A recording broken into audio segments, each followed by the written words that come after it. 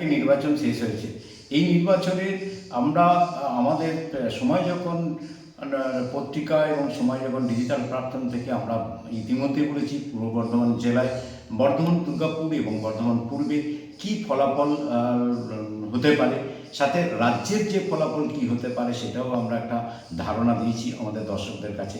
এবার আমরা একটা ধারণা দেব গোটা দেশের আমরা যা খোঁজ খবর রেখেছি, আমরা যা তথ্য পেয়েছি, সেই তথ্যের নিরিখে আমরা গোটা দেশের কী ফল হতে পারে, এবারে নরেন্দ্র মোদী তৃতীয়বারের জন্য সরকার গঠন হবে কিনা, বা হচ্ছে ইন্ডিয়া জোটে যে সরকার গঠন করবে কিনা, এইসব নানান প্রশ্ন নিয়ে মানুষ এখন খুব চিন্তিত। আমরা সেই সব প্রশ্নের উত্তরে আমরা শুধু একটা ধারণা দেব।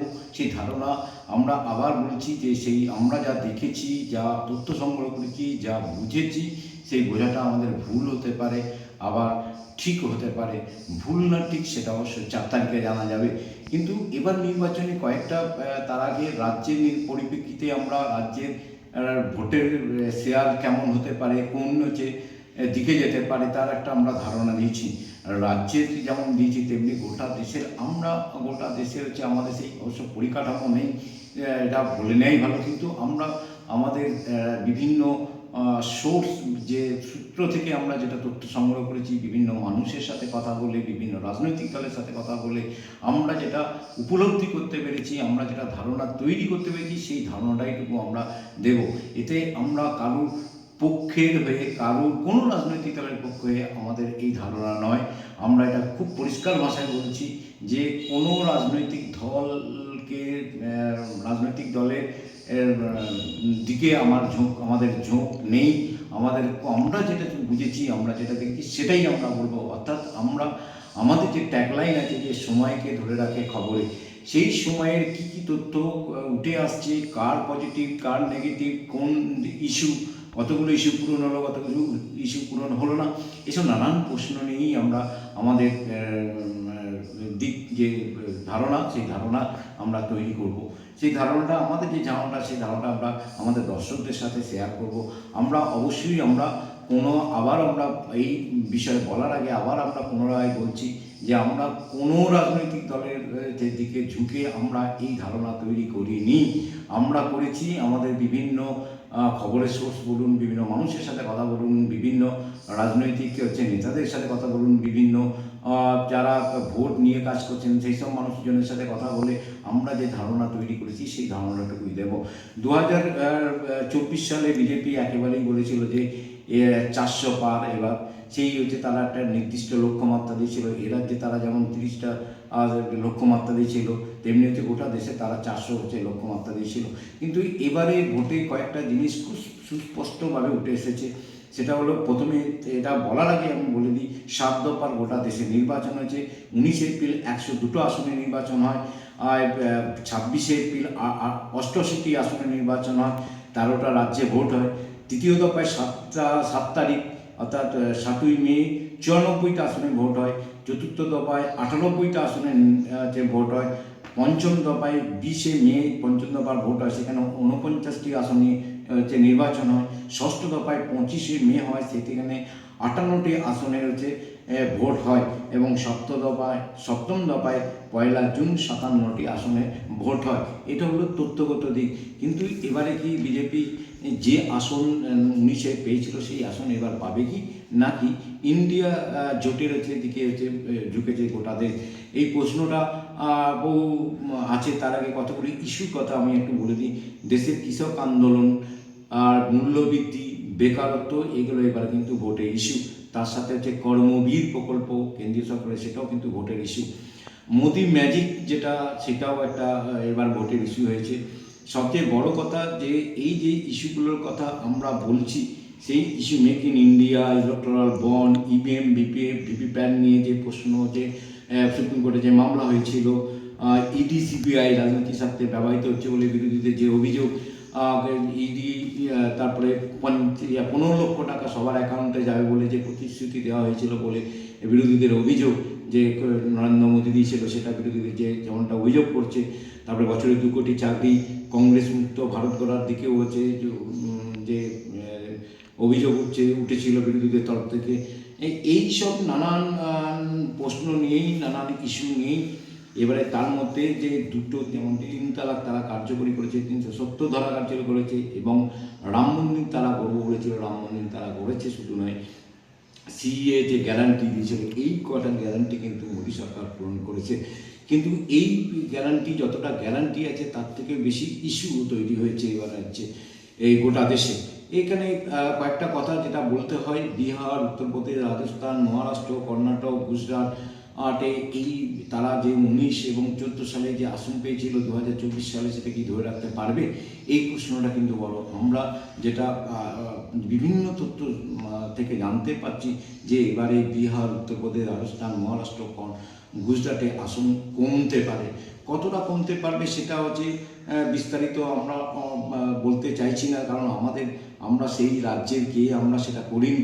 তার কারণ হচ্ছে কমতে পারে, এটা একটা আমাদের ধারণা তৈরি হয়েছে যে এই কটা রাজ্যে অন্তত আসন সংখ্যা কমবে। তার সাথে সাথে যে বৃহৎ মিডিয়া যে এক্সিট পোল ইতিমধ্যে দেখিয়েছে, সেখানে ক্ষেত্রে আমাদের কোনো মন্তব্য নেই।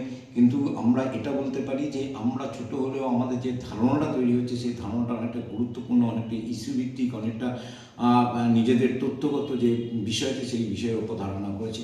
আমরা শুধু আমাদের দর্শকদের কয়েকটা কথা বলে দিই। এইসব রাজ্যের বাইরে মধ্যপ্রদেশ, ঝাড়খণ্ড, দিল্লি, হরিয়ানা, ছত্তিশগড় সহ যে 13টা রাজ্য, মোট 13টা রাজ্য, এই 13টা রাজ্যে 257 আসনের মধ্যে 238টি আসন পেয়েছিল দেশের শাসক দল বিজেপি। 238টা পেয়েছিল, 257 মধ্যে 238টা তারা পেয়েছিল।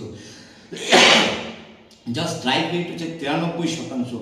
কিন্তু এই 13টা রাজ্যে যে 93% স্ট্রাইক রেটটা পাওয়ার সম্ভাবনা আছে কি, আমাদের ধারণা সেটা সম্ভাবনা খুবই কম।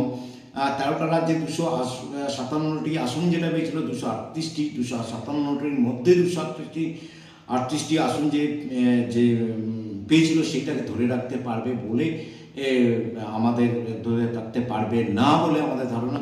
কতটা কমবে সেটা অবশ্যই 4 তারিখে জানা যাবে।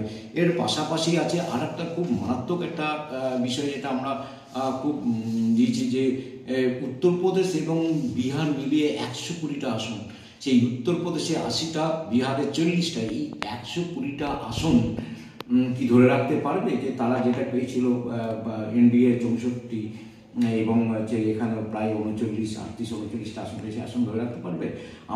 আমরা বলছি যে আসনটা কমবে। এবং শুধু কমা নয়, এর সাথে আরও কতগুলো বিষয় আছে। যে বিষয় হচ্ছে দক্ষিণ ভারতে 130টি আসন যেটা আছে দক্ষিণ ভারতে, এখানে বেশিরভাগটাই ইন্ডিয়া জোটের পক্ষে যাওয়ারই সম্ভাবনা বেশি। 2-1টা আসন হচ্ছে বিজেপি পেতেও পারে, বা বিজেপির সহযোগী দল যা এনডিএ হচ্ছে তারা পেতে পারে, কিন্তু মেজর অংশটা কিন্তু যাবে হচ্ছে ইন্ডিয়া জোটের দিকে।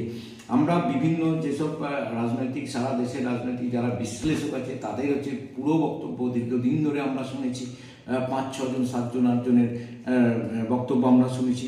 সেখানে সেই অবস্থায় দাঁড়িয়ে আমরা যে কথাটা বারবার বলছি, যে এবারে মূল ইস্যু হচ্ছে দেশে কৃষক আন্দোলন, মূল্যবৃদ্ধি, বেকারত্ব এবং কর্মবীর প্রকল্প। এটা আমরা দেখতে পাচ্ছি যে এই যে টোটাল আমরা যে কথা রাজ্যের 13টা রাজ্যের কথা বলছি, 13টা রাজ্যের যে আসন সংখ্যা কমবে, সেই আসন সংখ্যাটা কোথায় পূরণ হতে পারে? সেটা আসন সংখ্যা পূরণের জন্য যথেষ্ট জোর দিচ্ছে এই পশ্চিমবাংলা, এই বাংলার আসনে যে 42টা। মহারাষ্ট্রে যদি আসন কমে তাহলে তার পূরণ হবে কোথায়? মধ্যপ্রদেশে যদি আসন কমে তার পূরণ হবে কোথায়? রাজস্থানের যদি আসন কমে সেই আসনের পূরণ হবে কোথায়? উত্তরপ্রদেশে আসন যদি হচ্ছে কমে সেই আসনের পূরণ হবে কোথায়? কিন্তু এই টোটাল যে সিনারিও, যে গোটা ভারতবর্ষের মানচিত্রে দেখা দিয়েছে, তাতে পয়েন্ট হচ্ছে কয়েকটা যদি বলা হয়। এক, যে এই যে ইস্যুগুলো তৈরি হয়েছে, এই ইস্যুগুলোর কিন্তু প্রভাব ভোট বাক্সে পড়েছে। তার সাথে দলিত ভোটার কত ভোট যেটা ছিল সেইটা হচ্ছে বিজেপির দিকে কতটা গেছে, সেটাও কিন্তু একটা প্রশ্নের চিহ্নের মুখে। কর্মবীর প্রকল্প, বিশেষ করে হরিয়ানা, পাঞ্জাব বা রাজস্থানে এই এলাকাগুলোতে কর্মবীর প্রকল্পের কতটা প্রভাব, পজিটিভ প্রভাব বা নেগেটিভ প্রভাব পড়েছে, তার উপর কিন্তু ভোট বাক্সে অনেকটাই এতে প্রতিফলিত হবে। শুধু তাই নয়, এই যে আসন সংখ্যা তারা বাড়াতে পারে, বাড়ানোর জায়গা হচ্ছে তামিলনাড়ু, উড়িষ্যা এবং বেঙ্গল। এবং আর একটা জায়গায় তারা আছে, সেখানটা হচ্ছে মধ্যপ্রদেশ। কিন্তু মধ্যপ্রদেশে এবার আসন সংখ্যা খুব বেশি বাড়বে বলে মনে হয় না। সব মিলিয়ে আমাদের যেটা ধারণা, আমরা সংখ্যা তত্ত্বের সংখ্যাটা অত বলছি না, কিন্তু এবারে আমরা এ কথাটা বলছি যে এবারে এনডিএ, বিজেপি পরিচালিত যে এনডিএ, সেই এনডিএ শাসন ক্ষমতায় আসতে নাও পারে, আসলেও তা হচ্ছে সে একেবারে 272 যে সেই 272 যে পয়েন্ট, সেই পয়েন্টের উপরে হচ্ছে খুব বেশি 2-1টা হচ্ছে বেশির উপর আসতে পারে। কিন্তু সবচেয়ে বেশি লক্ষণীয় বিষয়, উত্তরপ্রদেশ, রাজস্থান, বিহার, গুজরাট, কর্ণাটকে কটা আসন কমলো তার উপর নির্ভর করছে এনডিএ জোটের যে শাসন ক্ষমতায় আসা দিক নির্দেশ করছে। শুধু তাই নয়, এই ইন্ডিয়া যে জোট, সেই জোট ইতিমধ্যে কালকেই হচ্ছে এরা অর্জুন হচ্ছে বলেছেন, খার্গে বলেছেন যে তারা 295টা নেবে, কিন্তু 295টা তার কনফিডেন্সলি তারা বলেছে, তারা যদি 295টাও পায় সেক্ষেত্রে কতটা তারা পেল তাদের ইয়েতে, তাদের এই যে প্রচার, টোটাল যে প্রচার, থেকে এবারে জোটটা কিন্তু একটা শক্তপোক্ত জোটের মধ্যেই তারা নির্বাচন লড়েছে, এটা একটা হচ্ছে পজিটিভিটি। সেই অনুযায়ী সব মিলিয়ে যা দাঁড়াচ্ছে তাতে এবারে এনডিএ জোট কতটা আসন পাবে সেটা 4 তারিখে যেমন পরিষ্কার হবে। তবে আমরা এই কথাটা বলছি যে এনডিএ জোটের এবারে শাসন ক্ষমতা আসতে অনেকটাই তালঘাম ছুটবে, এবং এককভাবে বিজেপি একক বৃহত্তম দল হলেও 2019-এর তুলনায় এবার তাদের আসন সংখ্যা কমবে। কতটা কমবে সেটা তো 4 তারিখেই হচ্ছে বোঝা যাবে। সাথে সাথে ইন্ডিয়া জোটের কিন্তু এবারে ফল ভালো হবে, যে ভালো হওয়ার জন্য তারা ক্ষমতায় কি আসতে পারবে সেটা হচ্ছে 240-এর আশপাশে তারা হচ্ছে চলে যাবে, তো 240-এর তারা বেশিও পেতে পারে, সেরকমই একটা আমাদের হচ্ছে ধারণা তৈরি হয়েছে। সব মিলিয়ে কারা শাসন ক্ষমতায় এলো সেটা অবশ্য 4 তারিখে জানা যাবে।